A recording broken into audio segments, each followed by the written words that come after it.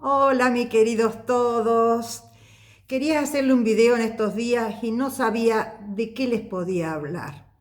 Porque estoy investigando tanto y aprendiendo tanto, pero no sabía qué cosa podían digerir de todo lo que estoy aprendiendo.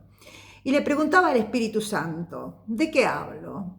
Y me contestó en la clase de meditación, me dice una compañera, Katy, quiero que nos hablen de Magdalena. Y ahí otra compañera, Panchita, dijo, y quiero que la charla la de bicho. Y entonces digo, bueno, acá me contestó clarito el Espíritu Santo. Tengo que dar una charla sobre Magdalena. Pero ¿cuál es el problema de dar una charla sobre Magdalena? El problema es que yo cuando les doy una charla, soy muy autorreferencial, ¿vieron? Siempre digo, porque yo hice esto, yo hice el otro, porque lo compruebo con mi propia vida lo que le estoy hablando. Pero de Magdalena no hay toda la seguridad como para que yo le hable con seguridad que Magdalena hizo esto, lo otro, que fue así o que fue así. Entonces, les voy a pedir que cuando yo les cuente todo lo que investigué sobre Magdalena, ustedes tomen como verdadero lo que les resuena. Y aquello que no les resuena, no se sientan ofendidos. Quiero que sea con todo respeto hablar de María Magdalena. Hay cosas que las investigaciones coinciden y hay cosas que no coinciden. Bueno, la mayor parte dice que María Magdalena en realidad es María, pero se le dice Magdalena porque nació Magdala. Magdala era un pueblo, Magdala significa torre, algunos dicen torre de pescado. Era un pueblo muy de pescadores, donde se hacía mucho el salado del pescado, y donde hay muchos escritos que coinciden que María Magdalena era hija de Ciro, un comerciante muy acaudalado del salado de pescado. Bueno, y de María, ¿no? Era hijo de Ciro y de María.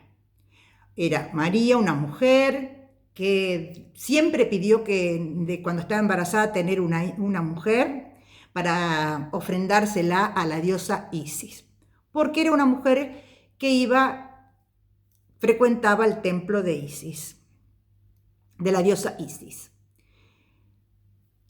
Otros, como por ejemplo el libro de Ana, al cual le creo bastante, porque yo creería que es realmente una canalización de Santa Ana, la mamá de la Virgen.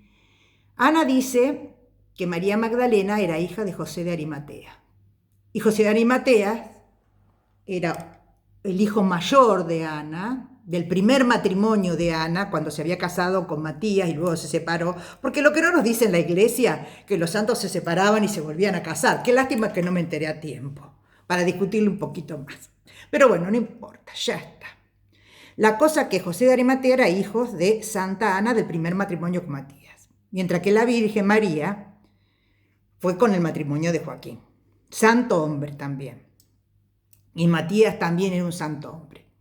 Bueno, sea hija de José de Arimatea o sea hija de Ciro, de las dos maneras se sabe que María Magdalena era rica. Entonces, si lo que sí les puedo decir con seguridad, porque está en todos los escritos, es que María Magdalena solventaba la campaña evangelizadora de Jesús. Y además iba con él a evangelizar. Eso seguro. Eso sí, se los puedo asegurar porque coinciden todas las escrituras, todos los escritos y todos los libros que leí. Pero José de Arimateas,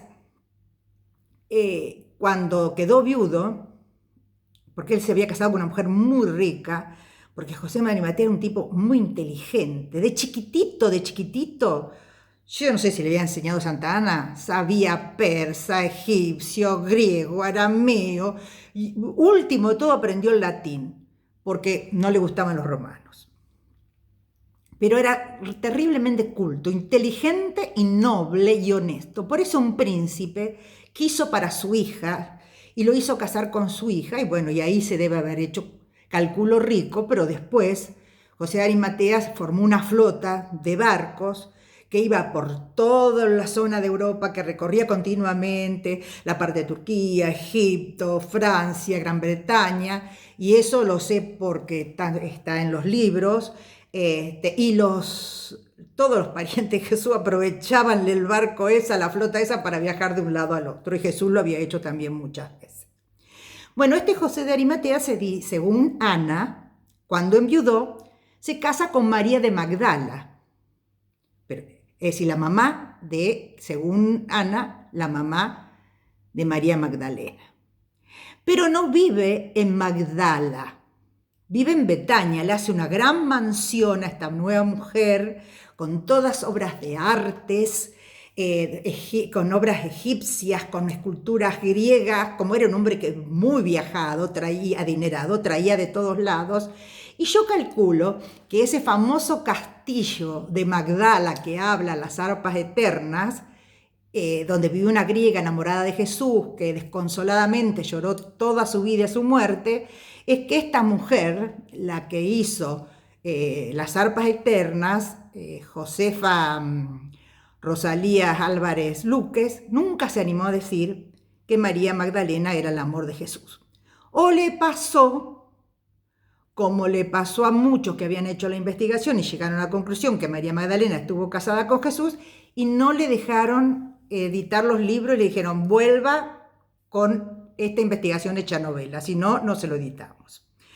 Así que bueno, lo que sí es que para mí me suena más que sea este castillo, que ella lo nombra como que fuera el castillo de la griega, lo llama, de Magdala, es esta mansión que cuenta Santa Ana, que estaba ahí en Betania.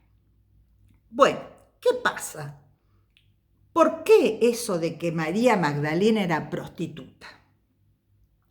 Otra cosa que yo les puedo asegurar, al igual que María Magdalena era rica, era que María Magdalena no era prostituta. ¿Por qué? ¿De dónde viene que María Magdalena era prostituta? Viene de que ella, sea hija de uno o del otro, la madre se dice que realmente iba al altar de la diosa Isis. ¿Qué pasaba? Las que adoraban a la diosa Isis, que era el Dios Madre, vieron que ahora nosotros ya no decimos Dios Padre, decimos Dios Padre Madre, porque tiene lo divino masculino y lo sagrado femenino. Todo en la creación tiene lo femenino y lo masculino. Entonces, la parte femenina de Dios era la diosa Isis, ellos le llamaban Isis, ¿no? Y hacían ahí, enseñaban el autoconocimiento, es decir, la gnosis, que cada cual tenía que conocer a Dios desde su corazón, que les enseñaba todos los medios que tenían para conocer a Dios y que no necesitaban ir a la sinagoga, y aparte practicaban, manejaban las artes, la energía sagrada, la energía sexual. ¿Qué pasa? Los sacerdotes que le hablen de energía sexual y que le hablen de que no había que ir a la sinagoga, las que iban a ir eran todas unas prostitutas para ellos. Aparte se le terminaba el curro a los sacerdotes también. ¿Quién iba a ir a la sinagoga? ¿Quién iba a llevar los animales que ellos... ¿Se acuerdan que en la época de Jesús, cuál fue el problema que tenía Jesús con los sacerdotes? Pues decía que basta de sacrificar animales. Y los sacerdotes se hacían llevar la ofrenda del animal, se lo comían y como no tenían frisia, el resto lo vendían y estaban llenos de plata los sacerdotes judíos. De ahí vino el problema grande con Jesús. Bueno, entonces, por un lado el sacerdote decía, esas son prostitutas. Por otro lado, a Magdala nomás se le llamaba la ciudad de las prostitutas. Se ve que habría muchos porque viven muchos pecadores, no lo sé por qué le llamaban la ciudad de las prostitutas. Por otro lado, María, imagínense, una mujer que en el siglo I abandona a su madre y a su padre y sigue un hombre que no es su marido y con otros hombres, ¿qué iban a pensar? La gente iba a hablar que era prostituta, aunque no lo fuera, aunque lo seguía de todo corazón, convencida con el Evangelio, convencida con proclamar el amor. Pero para la gente del siglo I, una mujer que andaba entre hombres, más como estaba vista la mujer judía, ¿no? Que ni salía de la casa. Así que esa era la otra razón por la cual se decía que Magdalena era prostituta. Yo pienso que la razón más, ¿cómo le podría decir? Contundente fue en el año 597, cuando el Papa Gregorio Magno, en una bula de número 33, unificó a todas las Marías, como la María pecadora. ¿Vieron? Que hay una mujer pecadora que en el Evangelio, que todo aprendimos, que le lava los pies con perfume a Jesús, que se lo seca con su cabello, eso lo sabemos todos, y todos nos decían que esa era María Magdalena, porque se le ocurrió al Papa ese que todas las pecadoras y las Marías les metió que todas eran Magdalena. A partir de ahí se empezó a decir que Magdalena era la pecadora. Y también tuvo un poquito de culpa el arte, porque el arte, ¿qué pasa? Cuando se encontraban cuadros famosos y no se sabía el nombre, porque el autor dejó el cuadro y no le puso nombre, ¿qué hacían? Le ponían un nombre genérico. Es decir, le ponían la crucifixión, la resurrección, el descendimiento de la cruz, y los que encontraron de María Magdalena, Magdalena penitente. Eso también ayudó. Muchas veces a Magdalena se le representa con un libro, que era una persona iluminada, imagínense todo lo que sabía. A veces la representa con una vela, por la iluminación justamente, y muchas veces con el jarro de alabastro, que como diciendo que era la pecadora esa que fue con el jarro de alabastro a limpiarle los pies a Jesús. Bueno, pero en realidad no, María Magdalena no era prostituta, y eso sí se lo puedo asegurar porque la iglesia también lo asegura y lo comprobó. Cuando se hizo el Concilio Vaticano II, que empezó en el año 1962 y terminó en el año 1965, más precisamente el 8 de diciembre, y yo estudié el Concilio Vaticano II, los documentos, en el año 69, y no me enteré que en ese concilio se había sacado de todos lados la palabra de que María Magdalena era prostituta, penitente o lo que fuera, o pecadora, que no se debía decir más porque no era la verdad. O casualidad, yo no me enteré. Y eso que lo estudié y de que iba todos los domingos, no todos los domingos a misa, iba todos los días a misa. ¿Cuándo se me perdió el saber que María Magdalena no era la pecadora? Bueno, además, en el año 1988, Juan Pablo II la nombra la apóstol entre los apóstoles, como la gran Santa María Magdalena.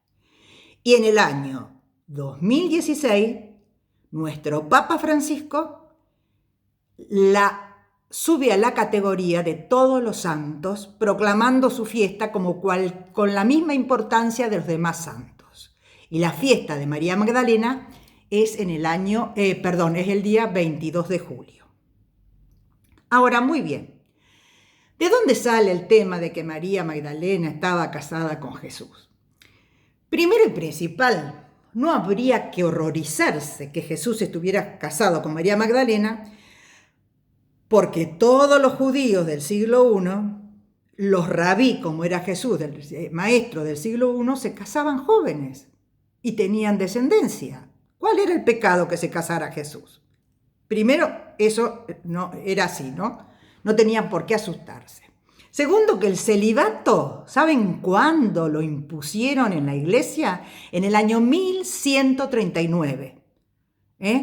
Cuando terminó el concilio de Letrán, hubo dos concilios de Letrán, uno primero y otro después. Y ahí se dijo, bueno, se impone el celibato en la iglesia. Pero el Papa Francisco bien dijo que el celibato no era un dogma, era una regla que puso la iglesia. O sea, que Jesús no tenía por qué ser célibe.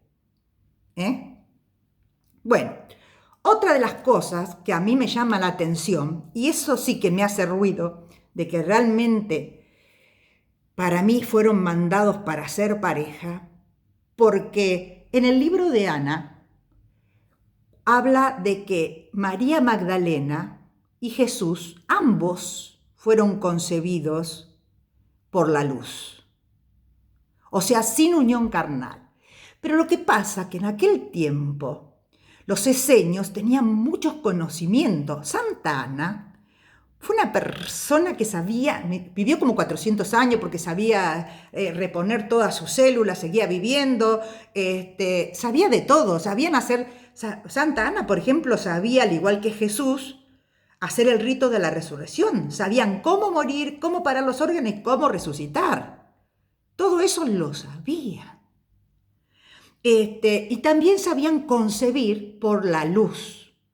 Por ejemplo, cuando el ángel le anuncia, el ángel Gabriel de Santa Ana, que va a tener a María, le dijo cómo tenía que preparar el cuerpo, las iniciaciones que tenía que hacer, porque cuando se concibe un ser especial, que María iba a ser la versión femenina de Dios que venía a la tierra, viene con mucha energía. ¿Qué pasa? Esos seres que vienen cargados de energía, en un cuerpo normal, es como que explota. Entonces tiene que estar todo, no se lo puede concebir por medio carnal, sino se hace la concepción por medio de los ángeles, por medio de los seres celestiales, le traspasan el alma a la persona que ya viene preparando el cuerpo para semejante energía.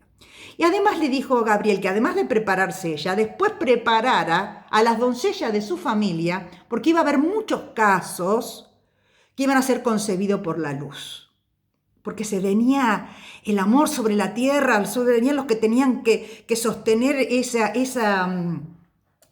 hermoso anuncio, los que tenían que acompañar a Jesús. Y entonces, bueno, Ana todavía no sabía bien quiénes iban a ser sus descendientes, que iban a ser concebidos por la luz.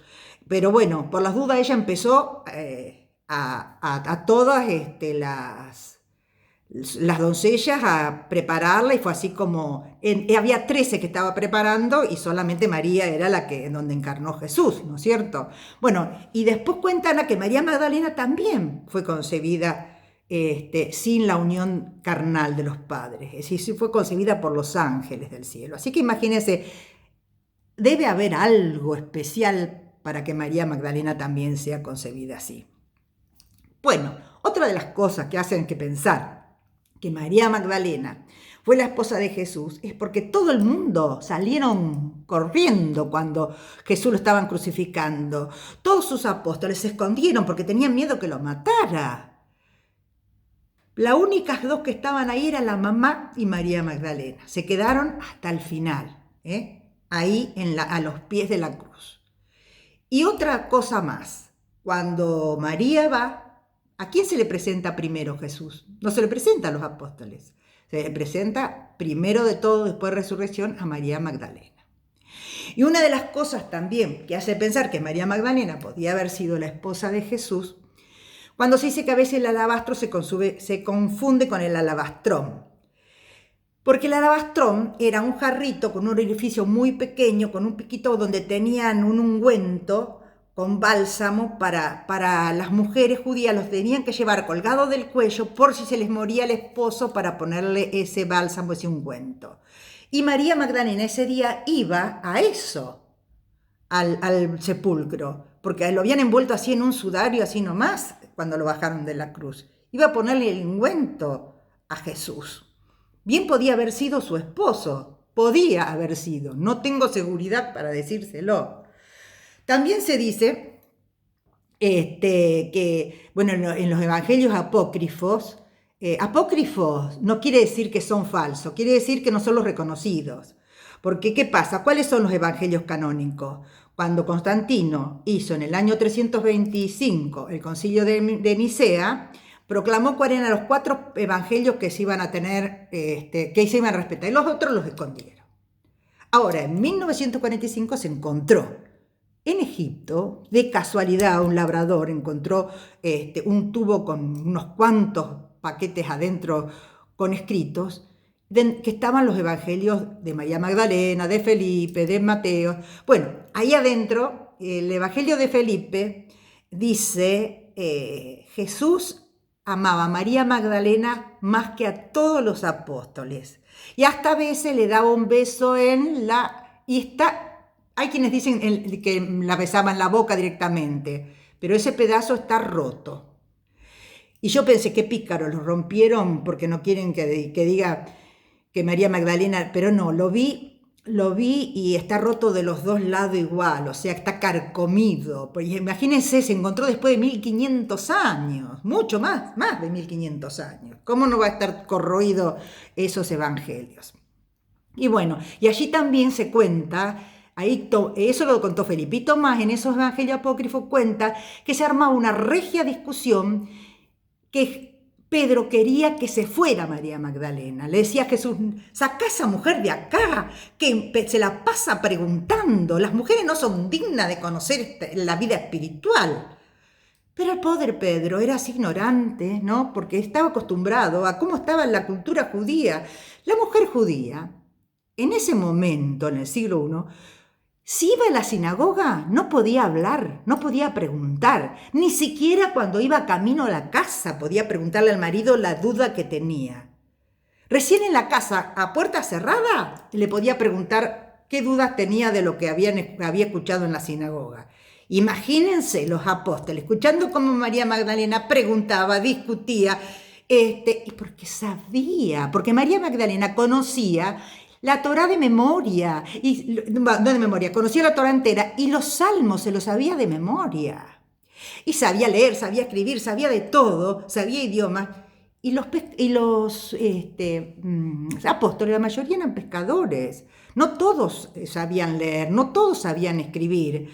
Y eran bastante ignorantes y bastante seguidores de la cultura de la época. Por eso le molestaba mucho María Magdalena.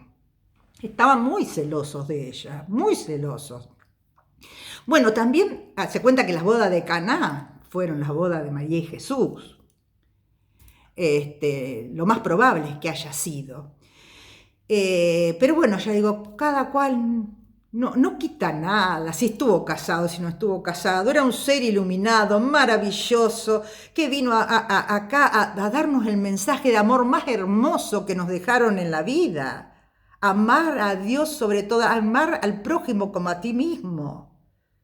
Eso es lo que pedía Jesús. ¿Qué importa si estaba casado o no estaba casado? Bueno, la cosa es, hasta llegan a decir que cuando estaba colgado en la cruz y María Magdalena le dijo, estás embarazada y vas a tener una hija que se llamará Sara.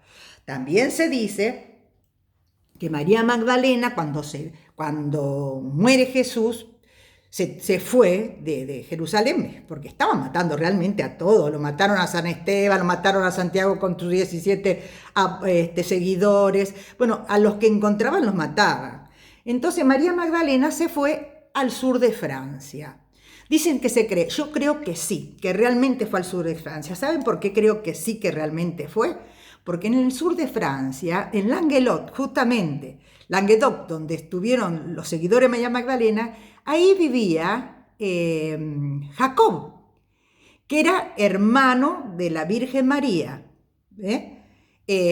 un hermano mayor que estaba viviendo en Francia, un eseño, un ser maravilloso también, que sabía de las artes de modificar sus células, de rejuvenecerla. Dice que tenía 62 años y nadie le daba más que 40. Porque sabía hacerlo y era un ser de luz también, como todos los familiares de la Virgen, de todos los familiares de Jesús, eran todos eseños maravillosos. Y bueno, entonces yo creo que sí, que María Magdalena puede ser que se haya ido al sur de Francia. Muchos dicen, hay una leyenda que dice la mandaron en un barco sin timón y sin... No, esas son todas macanas. No sé, dice que Pedro la mandó en un barco sin timón y sin remo como para que vaya a la deriva. Pedro no va a ser capaz de eso. Pero es cierto que se ha ido a proclamar el evangelio en otro lugar donde no la mataran y no mataran si es que tenía descendencia de su descendencia.